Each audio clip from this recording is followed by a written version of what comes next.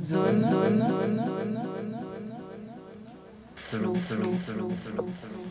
flow. Bonjour. Bonjour. Bonjour. Et bienvenue Fatou. Oui, bienvenue.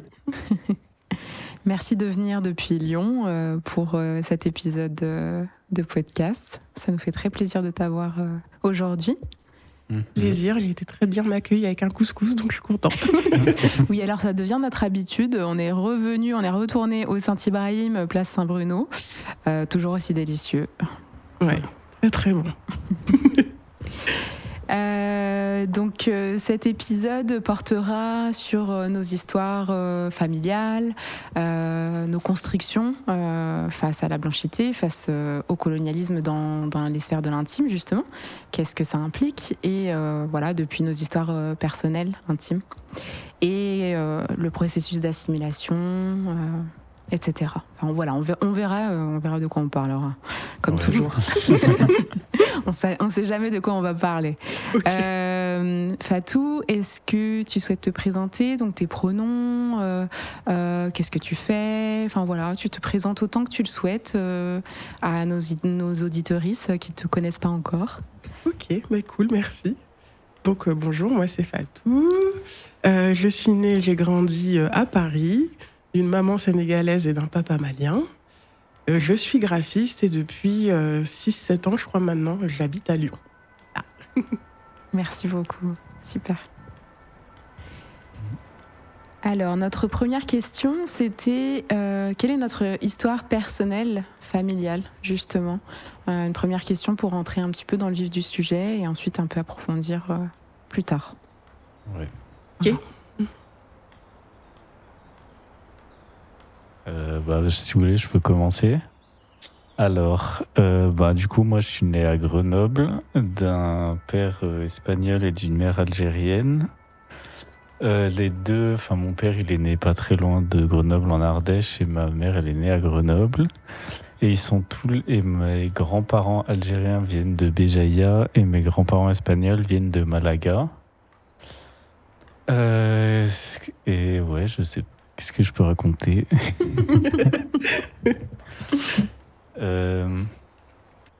Ah si, ouais, ils sont tous arrivés dans les années 60 à peu près en France.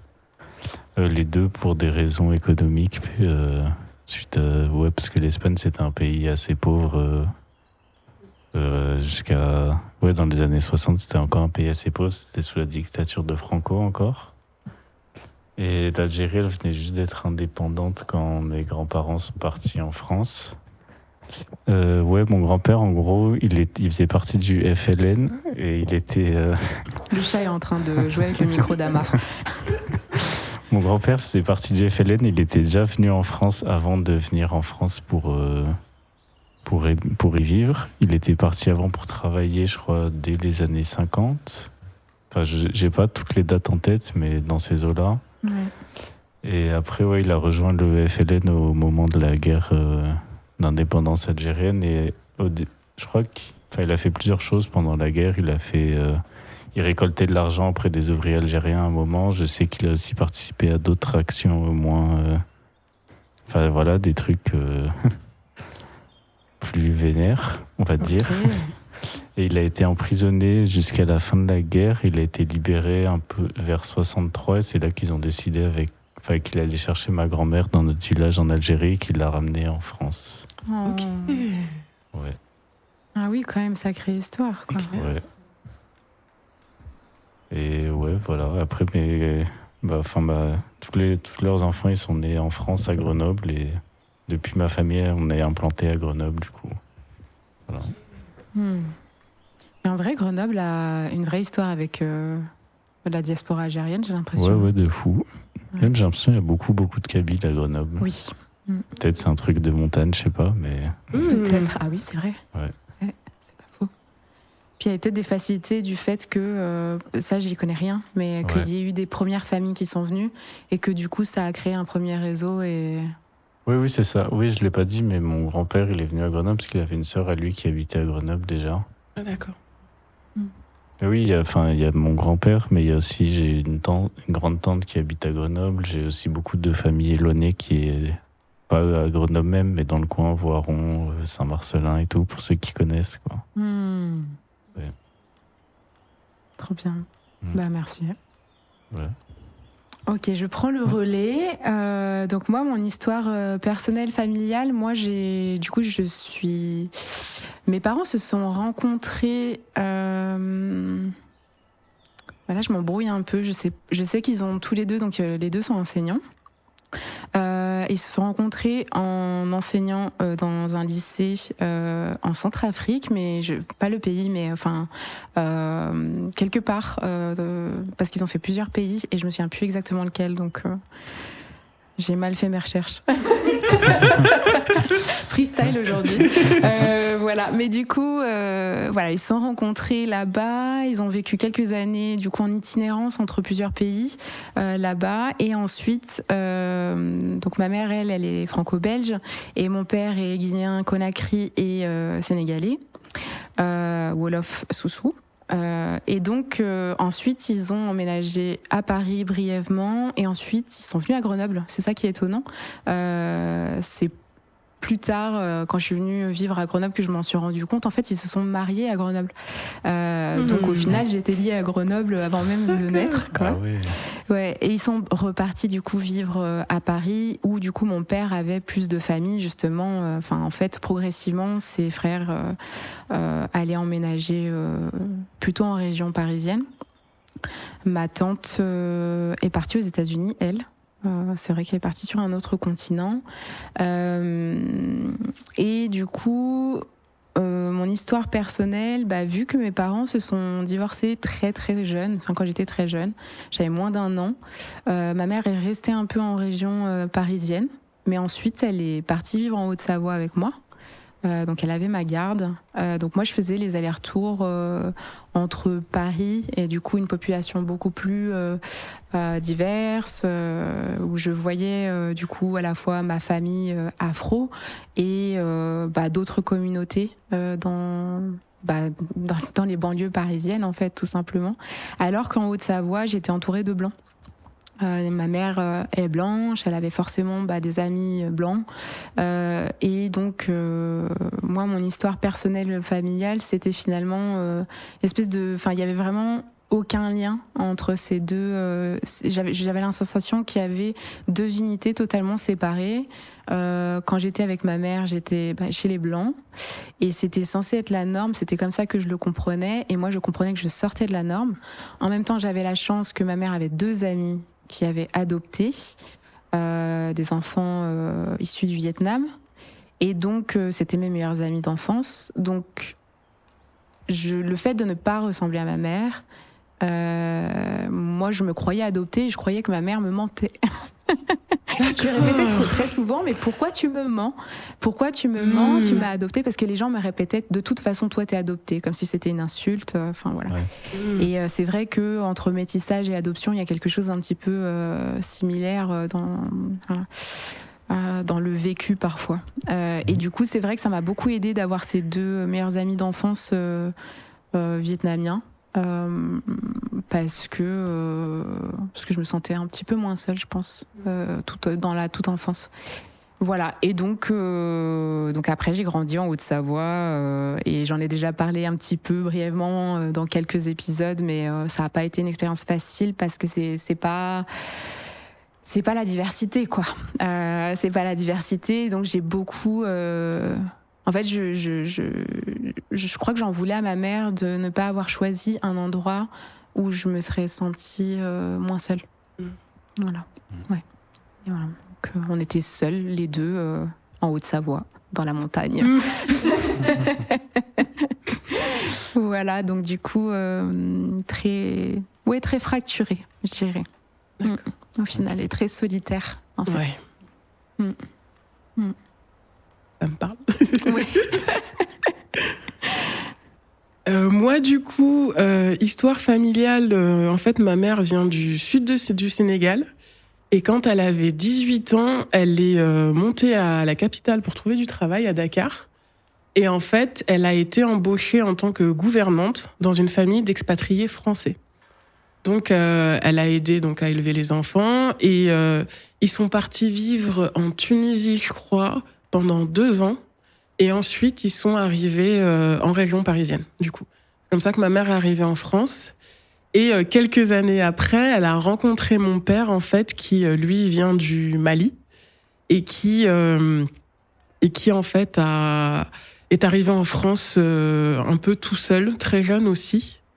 Et en fait, ils se sont rencontrés dans une soirée en France, à Paris. Voilà. Attends, on va enlever le chat de la table. Alors. Faites de l'acrobatie. C'est en train de déconcentrer Fatou. Et puis moi, ça... Ah excuse-moi, Fatou. Il n'y a pas de souci, pas de problème. On fait trop rire. Donc voilà. Et donc en fait, quand mes parents se sont rencontrés et après s'être mariés, ils ont décidé d'aller vivre dans le sud de Paris, en région parisienne. Là où en fait habite la famille avec laquelle ma mère est arrivée en France. Et donc voilà, j'ai grandi dans un coin d'Île-de-France très blanc. On était très peu, j'ai 2 petites sœurs. Et je me souviens qu'on rigolait souvent, entre guillemets, à la maternelle, parce qu'en gros, dans peu de personnes de couleur qu'il y avait moi, une de mes sœurs et une ou 2 de mes cousines, quoi. C'était vraiment un petit peu qu'entre nous.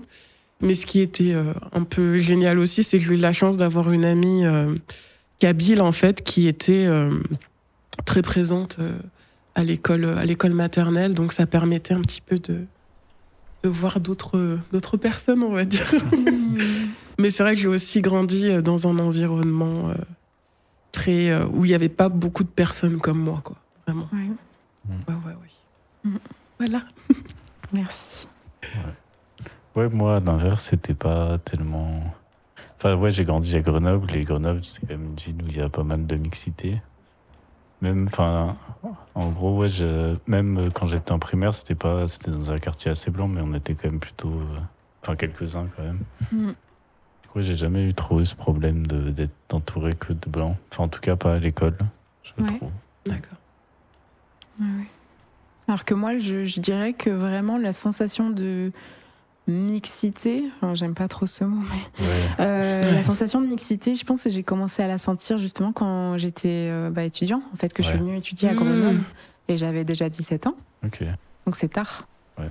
Oh, moi, du coup, c'est l'inverse. J'ai l'impression que je suis allé chez les blancs à l'université. Même le lycée déjà un peu, mais plus tard après, ouais. Mais je pense que c'est moins mixte à l'université que dans les lycées dont tu parles, là où t'as été, en fait. Ouais. Je pense que je n'arrive même pas à imaginer ce que ça aurait été. C'est pour ça que je rêvais d'aller en banlieue et de vivre en banlieue, tu vois. C'est que je rêvais que ce soit plus la norme, qu'on soit pas juste 10 à se courir après, quoi. Bah c'est ça, mais en fait, ce qui est fou, moi, dans mon histoire, c'est que je pensais que c'était la norme, en fait.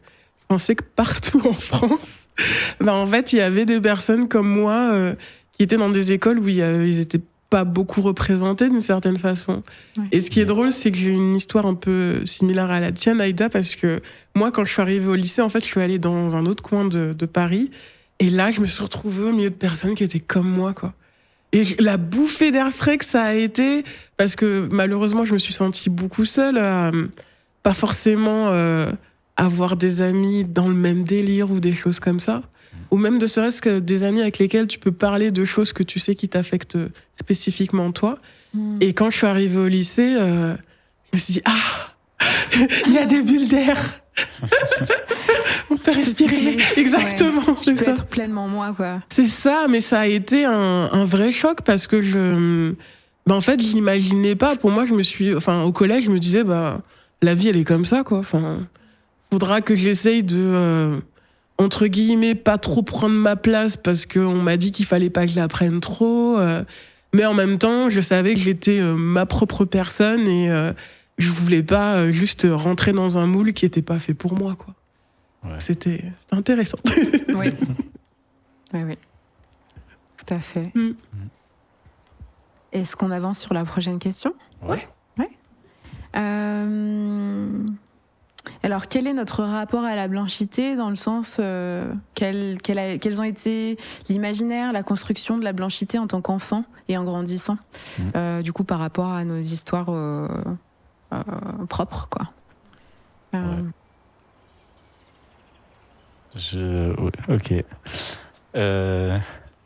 Ouais. Enfin, du coup, j'ai une partie de ma famille qui est blanche. Enfin, je pense que ça a joué là-dedans. Mais aussi, comment dire, je trouve que, enfin, je suis clair de peau et tout ça, et je pense que ça a été moins, enfin, que je pouvais être un peu accepté parmi les blancs, en tout cas visuellement, quoi. Parce que t'as un white passing. Ouais. Ouais. Mais aussi même, enfin, j'ai mis longtemps à la conscientiser quand j'étais gosse, parce que, enfin, je viens du sud de l'Espagne et du nord d'Algérie, et franchement, les teintes de peau, c'est pas très différent, quoi. Et ouais, du coup, ouais, enfin, c'était. Enfin, tu sais, tu rentrais pas dans la blanchité, mais en même temps, physiquement, si. Et du coup, c'était un peu, ouais, bizarre. Enfin, je pense que j'ai mis longtemps à capter. Après, ouais, comme je disais, du coup, à l'école, j'étais. Enfin, dans mes écoles, il y avait des gens de partout. Du coup, ça allait, mais j'étais aussi au conservatoire quand j'étais gosse. Et tu sens le switch au conservatoire. Par contre, j'étais vraiment le seul arabe, je crois. Enfin, à chaque fois que j'étais dans des cours, il n'y avait aucun arabe, aucun noir, aucun asiatique. C'était vraiment une différence de ouf. Et je pense que je ne l'avais pas non plus conscientisé quand j'étais gosse, mais que, ouais, avec du recul, je sais que je m'intégrais pas trop avec les autres gens du conservatoire, mais j'avais pas trop conscientisé que c'était par rapport à ça. Mais au final, ouais, je pense que c'est un peu lié. Ouais. Oui, ça me parle totalement. Ouais. Ça me parle totalement, parce qu'en fait, là, tu viens de me faire réaliser, moi aussi, j'étais au conservatoire pendant des années. Et je faisais beaucoup de danse classique, je faisais du piano, ça. Ouais. Et c'est vrai que je me sentais pas acceptée, même j'étais jalousée, j'étais un petit peu harcelée, mais c'était pas aussi fort que plus tard au collège. Et c'est vrai que j'ai pas, enfin là, c'est au moment où tu parles où je me dis, ah, mais c'est peut-être parce qu'en fait j'étais afro et j'étais la seule personne afro, tu vois. Ouais, là, je viens de capter à l'instant. Ouais. Mais ouais, ça me parle. Et puis même, c'est un environnement assez bourgeois quand même si c'est public et tout. Oui, tout à fait. Ouais. Même juste des gens de milieu social moins élevé, il n'y en a pas énormément, quoi. Même s'il y a des politiques et tout pour amener des gens d'ailleurs, mais c'est pas trop efficace. Oui, le conservatoire, ouais, c'est quand même élitiste à fond. Ouais. Oui, c'est ça, tout à fait. Ouais. C'est assez violent comme... Ouais. Bon, ben... Moi, du coup, c'est pas du tout ça. Moi, du coup, pour donner une idée, je suis très, très noire de peau. J'ai toujours été la plus grande. En tant qu'adulte, je fais 1m79. Et en fait, ce qui est un peu... moi, ce qui m'a beaucoup marqué enfant, c'est que, effectivement, j'ai grandi avec énormément de personnes blanches. Notamment, ma famille a un lien très proche avec la famille avec laquelle est venue en France ma mère. Donc, ça fait en fait que j'étais toujours entourée de personnes blanches. Et je voyais de temps en temps des oncles et des tantes qui étaient africains, en fait. Le week-end, on allait leur rendre visite ou ils venaient nous rendre visite. Mais en fait, ce sujet me fait penser à une anecdote de quand j'étais enfant. Un jour, ma mère était venue me chercher à l'école maternelle et je lui ai demandé quand est-ce que j'allais devenir blanche. Parce que comme je voyais tellement de personnes différentes de moi autour de moi, je pense que dans ma tête d'enfant, il y avait ce truc de « Oh, à un moment donné, c'était comme moi, et puis en fait, on change, quoi. » Truc de fou, quoi. Et ma mère a été très surprise de cette remarque. Alors moi, je m'en souvenais pas, elle m'en a parlé il y a quelques années, quoi. Mais je pense que déjà petite, sans comprendre, en fait, un peu l'environnement dans lequel je grandissais, il y avait quand même quelque chose de la prise de conscience que j'étais différente, quoi. Ouais. Mais que je pouvais pas l'expliquer et ouais, je pense qu'il y avait beaucoup de ça. Ouais. Ouais. Ah oui, c'est hyper marquant là. Ah ouais, vraiment, ouais, c'est...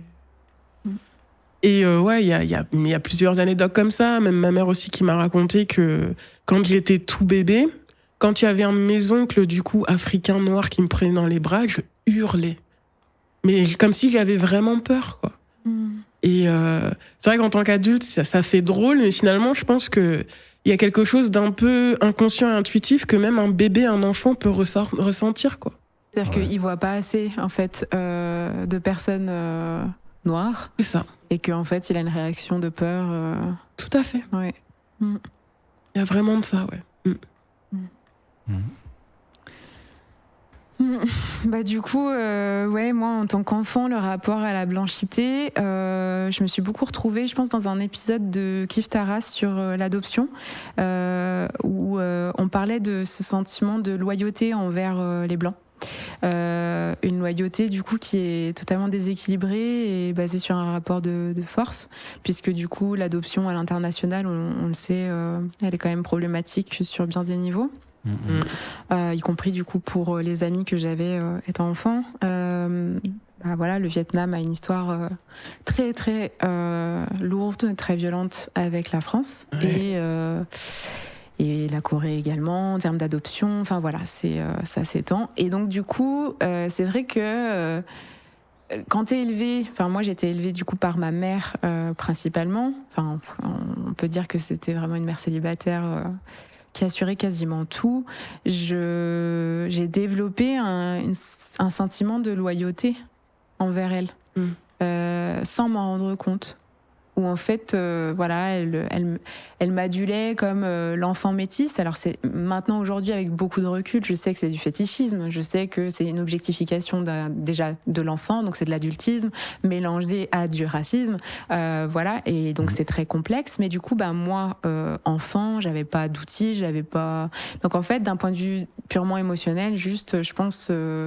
Je la voyais comme la personne qui prenait le plus soin de moi, et donc j'ai développé une forme de loyauté qui m'empêchait d'avoir un esprit critique, ce qui est normal. Enfin, l'enfant il survit, donc il s'attache à ceux qui prennent soin de lui, et voilà. Mais du coup, mon rapport à la blanchité en grandissant, je dirais quand même que je pense que j'avais conscience, j'avais une forme de peur. Que je pouvais pas m'expliquer. Mon chat vient de me sauter dessus. Toute griffe sortie. Oui, du coup, juste en grandissant, moi, je pense que j'avais la sensation que j'avais peur, parce que je sentais bien que j'étais différente. On me le faisait comprendre, on me le répétait, on me faisait des petites attaques par-ci par-là, et ma mère était incapable de m'aider, puisqu'elle me répétait. Alors, c'est déjà ça. Elle me répétait que j'étais belle à l'intérieur, que c'était ce qui était important, voilà, et que c'était la plus belle chose au monde, les métis. Enfin voilà, ça c'est la croyance aussi de cette génération. Cette génération-là, mais du coup, cette peur que je pouvais pas nommer, du coup, forcément, s'est transformée en honte. Donc, il m'a fallu énormément de temps pour nommer en fait, au final, oui, moi, j'ai souffert de ça. J'ai souffert de la solitude, et ça, j'en avais parlé dans l'épisode où on parle de partir. Ça a motivé ma décision de partir aux États-Unis. C'est que je savais que là-bas, j'allais trouver beaucoup plus d'Afro-Américains et de personnes qui me ressemblaient. Et étant descendant d'esclaves, ça allait peut-être m'aider à guérir une partie de moi, ce qui a été le cas. D'accord. Donc voilà, mon rapport à la blanchité, je dirais, c'était compliqué et c'était silencieux. Ouais. Voilà. Ouais. C'est vrai qu'il peut y avoir beaucoup de non-dits, en fait, finalement. Quand on se pose beaucoup de questions intérieurement, je sais que c'est mon histoire aussi, du coup. Que j'ai eu la chance de ne pas être harcelée. C'est horrible de dire que c'est une chance, mais c'en est une. Mais par contre, c'est vrai j'ai eu tellement de questions sans réponse que finalement, je pense que dans ma tête, je me suis raconté beaucoup de choses. Et il y a eu personne pour combler les trous. Et malheureusement, c'est très compliqué après, quand tu essayes de savoir qui t'es en tant que personne, en fait, de comprendre ton identité, de pouvoir justement essayer de tout raccorder ensemble pour que ça fasse sens, quoi. Oui, tout à fait. Ouais. Effectivement. Bah, du coup, si ça vous va, je passe à la prochaine question, parce que c'est hyper pertinent là, avec ce que tu viens de dire. Parce que du coup, j'ai écouté un épisode qui s'appelle Santé mentale et migration de Rhizome. On le mettra en description de l'épisode, vous pourrez l'écouter. Donc, c'est Malika qui l'a réalisé, et elle interviewe Olivier Davier de l'association Le Caméléon. Et en fait, il dit à un moment, et ça m'a beaucoup marqué, que le processus d'assimilation, c'est une forme d'amputation. Et c'est une métaphore qui m'a énormément parlé. Donc là, la question qui en découle, ce serait le processus d'assimilation, une forme d'amputation. Est-ce que vous vous sentez, entre guillemets, perdu dans la traduction, donc lost in translation, c'est une expression anglaise pour dire que dans la traduction, on perd du sens, quoi. Donc, dans la transmission. Et dans la compréhension de nos identités, quoi. C'est ce que tu dis, enfin, c'est ce que tu nommais. Ouais. J'allais repartir d'un truc, ouais. Enfin que ouais, non, en gros, mes grands-parents, ils sont arrivés dans les années 60 et du coup, ils ont fait des enfants dans cette partie, enfin à ce moment-là, quoi. Et que, enfin, c'est encore présent, mais qu'à l'époque, on disait beaucoup, ouais, si vous voulez que vos enfants réussissent à l'école, il faut pas parler la langue à la maison et toutes ces choses. Enfin, c'est surtout présent pour ma famille kabyle et pour la famille espagnole, mais ouais, beaucoup de juste qu'il fallait pas parler la langue, qu'il fallait essayer d'appliquer des traditions françaises ou je sais pas quoi, mais du coup, ouais, ça, enfin, juste, ouais, cette perte de la langue ou que, enfin, même, il y a des gens qui la parlent dans ma famille, mais que c'est moins central, tu sens qu'il y a quand même enfin, qu'il y a beaucoup de choses qui se sont perdues à ce moment-là. Et ouais, encore une fois, la France, c'est aussi, enfin, elle essaye beaucoup de pas t'autoriser à pratiquer ta culture ou ta religion ou tout ça, et ouais, ça crée des communautés qui sont aussi un peu perdues ou déboussolées à un moment parce que ouais, même du coup, enfin, tu perds ta langue, tu retournes dans ton pays d'origine, tu parles comment? Ouais. Juste des choses simples comme ça, mais C'est pas si... Ouais, non, justement, ça Ouais. paraît... Enfin, oui, c'est simple de perdre, Ouais. mais c'est tellement difficile de retrouver ou de Ouais, retisser. c'est ça. Vraiment, ouais. C'est ça. Ouais. Oui, tout à fait. Puis moi, là, j'étais en train de penser, du coup, je parlais beaucoup de ma mère. J'ai pas parlé de mon père, presque. Ouais. Je l'ai juste mentionné. Mais c'est typique aussi, du coup, voilà, on est dans un...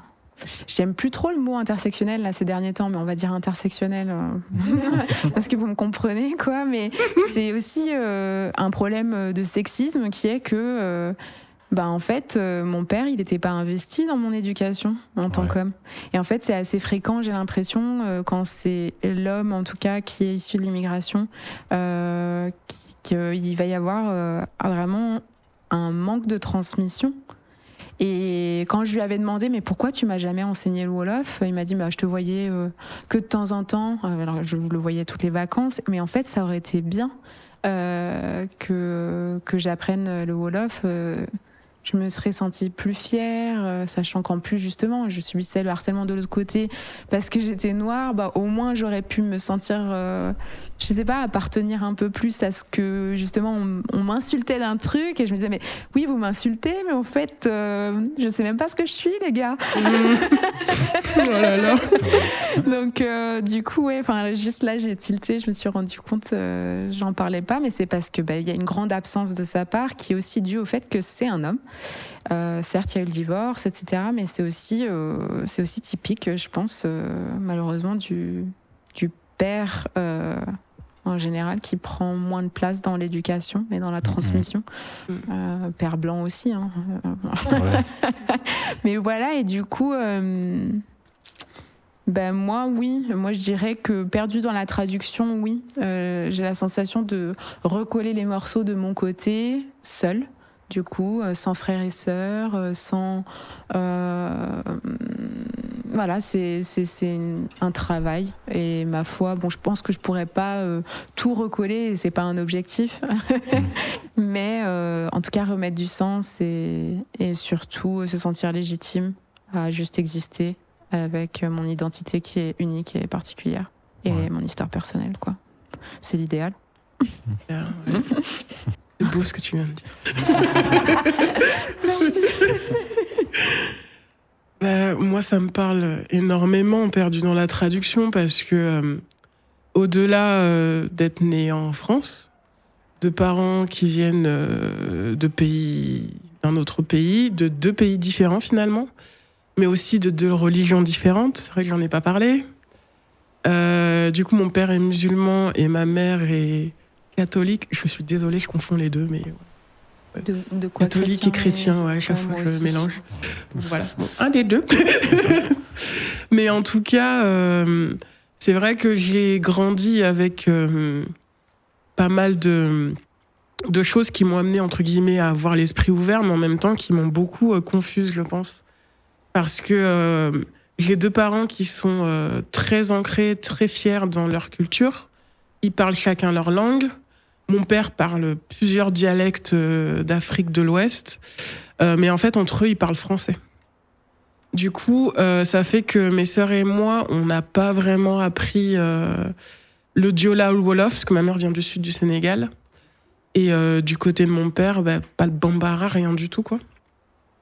Donc, c'est vrai que il y a eu un peu cette déconnexion, mais aussi, du coup, avec la famille avec laquelle ma mère est venue, qui a été très présente dans ma vie.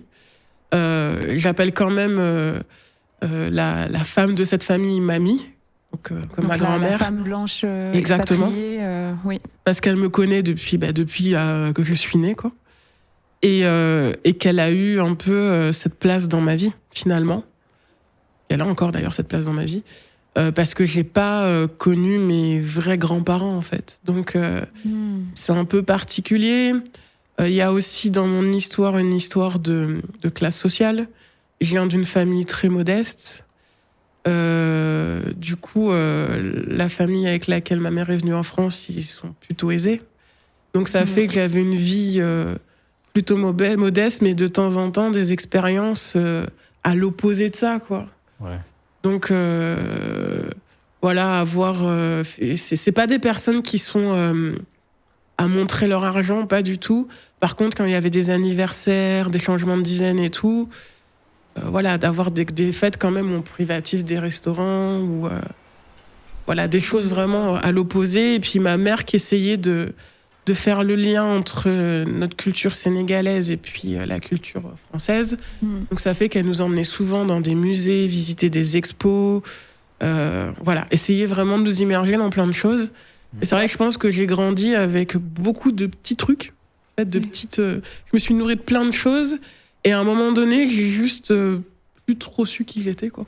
Ouais. Vraiment perdu, quoi. Et j'ai essayé du mieux que je peux d'en faire une force, mais c'est vrai que pendant des années, je savais pas trop qui j'étais et où j'existais dans cette espèce de vortex culturel, en fait, quoi. Ouais. Ouais, c'est ça. Hein. C'est comme ça que je le vois, ouais. Ouais, je vois des fragments, une espèce mais quelque chose de beau, en fait, d'hyper brillant. Là, je sais pas, je t'ai écouté parler, je me disais, mais finalement, est-ce que ce serait pas ça ? Ce serait pas embrasser cette multitude, cette fragmentation, la réponse à ce qui s'est passé et qu'on peut pas changer, en fait. Mais c'est complètement ça, je pense. C'est une des réponses, peut-être. Oui. Mais effectivement, je pense que ça passe aussi par démêler les fils. Parce que finalement, on est plein de choses, mais moi, je sais que je savais pas forcément qui j'étais au cœur de ma personne, en fait, quoi. Ouais. Parce qu'il y avait quand même beaucoup de trucs autour de tout ce que je pouvais penser, tout ce que je pouvais voir, donc... Oui. Oui, par exemple, là, j'ai une toute petite anecdote qui me vient. C'est quand je suis partie en Guinée.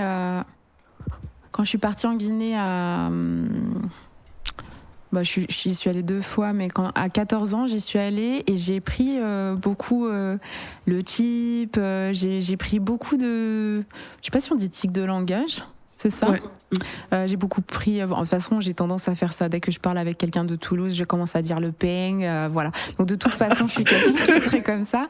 Et en fait, vraiment, je suis revenue et je pouvais pas m'en empêcher. À chaque phrase, je ponctuais. Je faisais quoi. Et en fait, vraiment, j'ai pris tous les tics, en tout cas de ma famille. Et en fait, j'aurais aimé en avoir plus, quoi, ces expériences-là.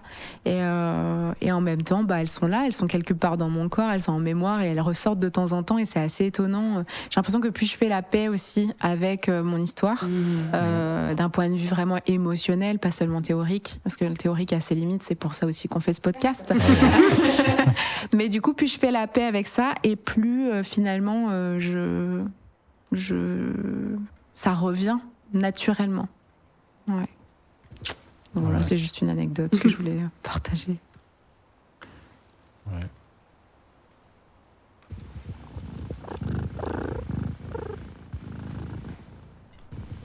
Petit moment ASMR. Je crois pas qu'on l'entende au micro. On va être très faible. Alors, le masque, l'armure, qui sommes-nous face à la blanchité? Quelle posture adoptez-vous et sentez-vous un code switch? Oui. Alors pour les personnes qui ne connaissent pas, code switch, c'est quelque chose qui est connu pour les personnes qui ont une identité ethnique du coup minorisée. Donc en fait, très souvent en public, c'est-à-dire pour le travail, etc., vont adopter une certaine posture, avoir certains vêtements. Certaines personnes vont carrément masquer un accent, et alors qu'à la maison, il va y avoir justement une détente. Et là, je parlais de tics de langage.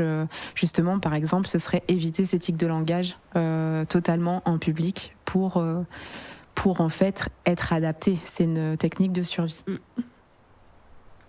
Je peux y aller. Ouais, vas-y. J'ai pas trop de réponses encore. Moi, oui, en fait. Ouais. Code switch, oui, parce que je vous vois ma grand-mère blanche, parce que mes parents vous voient ma grand-mère blanche. Donc, ça me parle complètement. Oui. Il y a aussi un héritage colonial, hein, qu'on se le dise ou non, dans cette dynamique que j'ai noté, que je comprends depuis pas si longtemps que ça. Donc, oui, ça me parle complètement. Est-ce que du coup, tu dirais que c'est un masque, une armure, c'est des mots appropriés? Mais c'est ça qui est très compliqué. C'est comme il y a un rapport familial affectif. Oui. Je pense que je suis pas encore en mesure de comprendre, mais je pense qu'il y a plus ou moins quelque chose qui n'est pas de l'ordre de l'amour, en fait, mais juste d'une dynamique qui est pas très claire, qui est assez malaisante, qu'on peut peut-être pas forcément voir, mais qui est là, qui existe.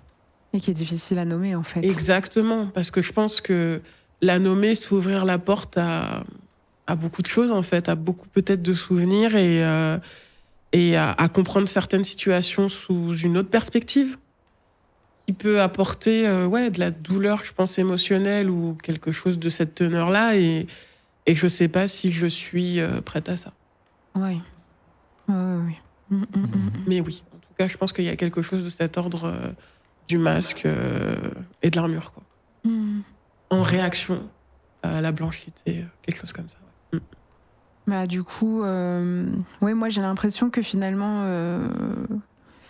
moi, masque, armure, c'est vraiment ce que je ressens, que j'ai dû porter, mais depuis assez jeune. Elle s'est renforcée, pardon. Elle s'est formée, elle s'est renforcée avec le temps, et puis elle s'est ajustée. J'ai mieux compris. Enfin, j'ai l'impression que j'avais des stratégies. De temps en temps, j'en parlais par-ci par-là, mais si j'en parle avec des potes blancs, ils vont pas comprendre. Mais par exemple, j'avais une stratégie de brouiller un peu les pistes, parce que bon, ça se voit que je suis racisée. J'ai les cheveux extrêmement bouclés, j'ai pas la peau blanche, mais je brouillais les pistes, et le fait qu'on puisse pas savoir, par exemple, en fonction de comment je m'habillais, si j'étais du Brésil, si j'étais du Maghreb, si j'étais des îles, etc. Je me disais, je vais utiliser ça en fait. Je vais utiliser l'exotisme, la fétichisation à mon avantage, entre énormes guillemets.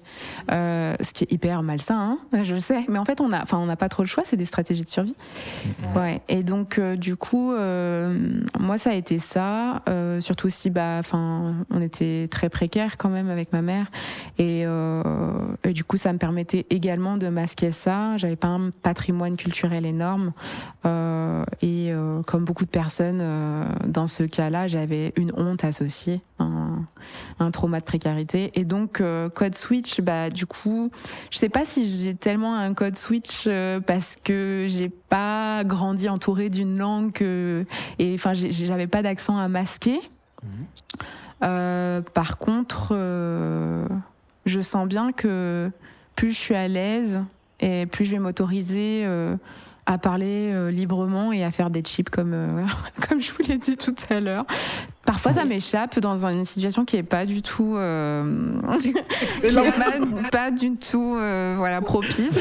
Malheureusement, ça a pu m'échapper dans des milieux où j'ai senti que ça a mis un malaise, mais j'en ai pas honte. Au contraire, je me dis c'est plutôt bon signe. Voilà. Et ouais, pareil. Je trouve que aussi beaucoup quand j'ai grandi, j'étais un peu, racialement, on savait pas trop me placer, mais je pouvais passer pour être latino, pour être même asiatique, on m'a sorti des fois. Et du coup, j'étais un peu dans une sorte de flou bizarre, et je pense que des fois ça m'allait, dans une zone floue, voilà. Et ouais, je pense que ça m'allait, ou au moins c'était un peu un moyen de me protéger. Surtout que, on est en France et que être algérien en France, c'est encore un délire de ouf. Et vous voyez ma tête là, un emoji. C'est clair. Et que je pense que si je passais pour autre chose, même si c'était pas un blanc, ça m'allait. Et ouais. Qu'est-ce que je voulais dire ? Et ouais, de plus en plus maintenant, je pense que je m'en fous un peu d'essayer de code switch et tout. Bien évidemment, quand je suis dans des milieux professionnels, je dois travailler. Là, c'est sûr que t'es obligé, quoi. Mais que c'est des stratégies de survie que t'es obligé d'appliquer parce que sinon jamais tu traînes dans ces endroits et tout ça. Ouais, c'est ça. Et je trouve aussi, pour finir, c'est un peu aussi notre force que, en fait, on est trop habitué à code switch tout le temps, à faire, à bien passer, qu'en fait, on arrive trop à s'intégrer chez eux, en fait.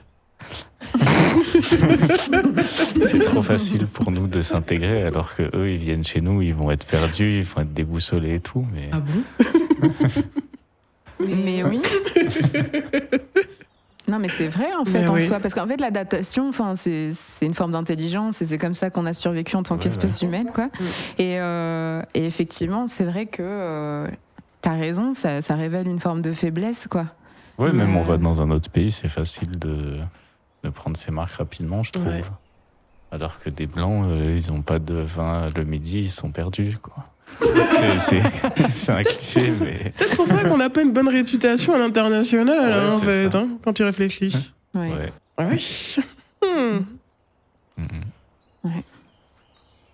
Bah, merci beaucoup.